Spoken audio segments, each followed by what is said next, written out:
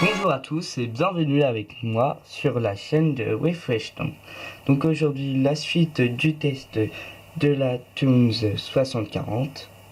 Donc alors on va l'installer. Donc cette pompe est faite pour aller derrière le décor. Donc là on est derrière le décor de mon anneau. Donc voilà, il y a un espace parfait pour mettre cette pompe, qui d'ailleurs cette pompe est faite justement pour être cachée, pour pas qu'on voit et pour essayer de recréer au maximum, au maximum la ressemblance avec le milieu naturel. Donc c'est plutôt très esthétique. Donc alors, on va maintenant procéder à l'installation. Donc nous avons les deux aimants, attention parce qu'ils sont très puissants. Ah mince. Et donc voilà, donc celui-ci avec la partie bleue se met à l'extérieur et donc celui-là avec la pompe. Donc alors nous allons mettre la pompe dans l'eau, hop là, comme ceci. Voilà, ici ça sera parfait, bien derrière le décor pour avoir un bon brassage dans tout l'aquarium. Donc voilà, c'est fixé, plus qu'à brancher. Donc alors on se sèche bien les mains parce que on va toucher à l'électricité, donc faut pas avoir les mains. Hop, et attention, je vais brancher. Elle met 20 secondes à démarrer. Voilà. Donc ça y est, la pompe est partie. Alors, voyons un peu les modes. Donc nous avons trois modes, plus le mode avec le contrôleur externe, mais que je n'ai pas. Donc alors,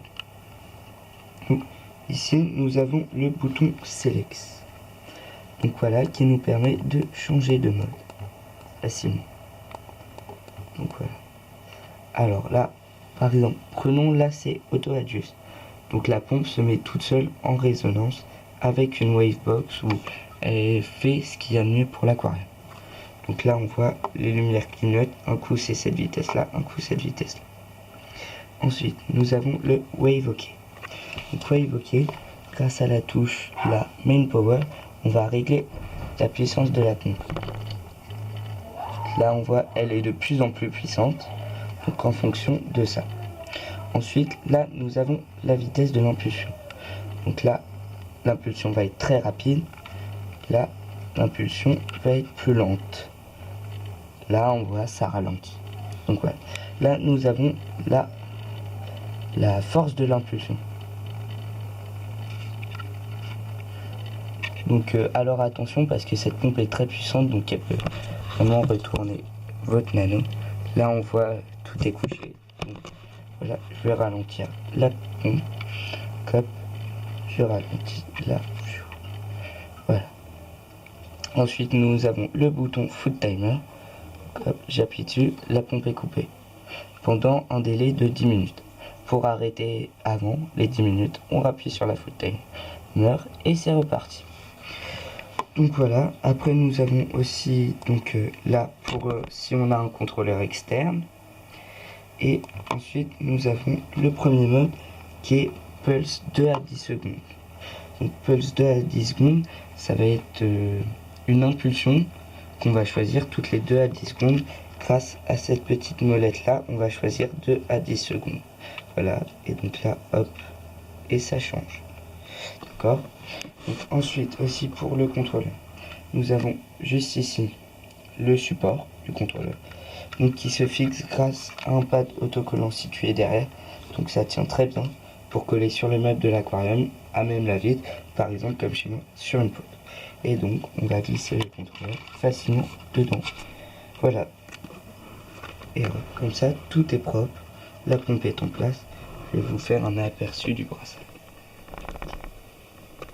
Donc on voit bien que ça dépote.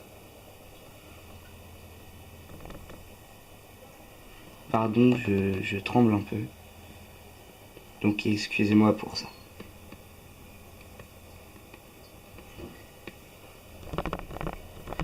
Et un aperçu du brassage en surface. Donc alors, je vais vous faire une autre vue du brassage en surface. Donc là, voilà.